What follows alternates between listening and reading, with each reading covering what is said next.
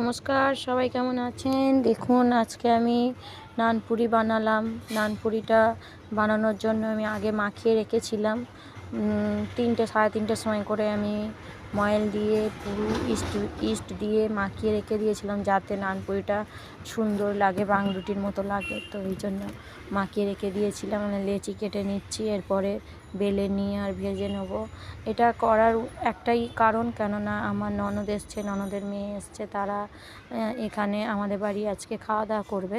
তা দুপুরবেলা বলেছিলাম, দুপুরবেলা খেলো না, তাই ভাবলাম সন্ধেবেলাটা মানে খাওয়া দাওয়াটা করবে। তাই নানপুরি হবে, নানপুরির পরে একটু ফুলকপি তরকারি করব আর একটু সুজি করব। আর ওকে তো বলেছি একটু বোঁদে আনতে, কি করে বোঁদেটা না যদি আমি মিষ্টি জিনিস সুজি তো হয়েছে। তো দেখুন আমি নানপুরিটা একাই ভাজছি, কেন ওরা এখানে মেলা দেখতে গেছে। এখানে 58 গেট বলে একটা মেলা হয়, ওখানে দেখতে গেছে। তো গরম গরম নান এসে খাবে, আমি ভেজে রেখে দেবো, ওরা এসে খাবে। একাই করেছি জানো তো, এগুলো সব একাই আমি করেছি। এই সুজি বলো তরকারি বলো, আগে তরকারি আরে করে নিয়েছি, লাস্টে নানপুরিটা ভেজেছি। দেখুন তরকারিটা কালারটা কত সুন্দর হয়েছে, আর নানপুরিটা ঠিক এই রকম হয়েছে, দেখো পুরো পেরে গেছি আমি করতে। আর সবগুলো মানে ব্যাঙের মতো ফুলে যাচ্ছিলো, এত ফুলছে কি বলবো।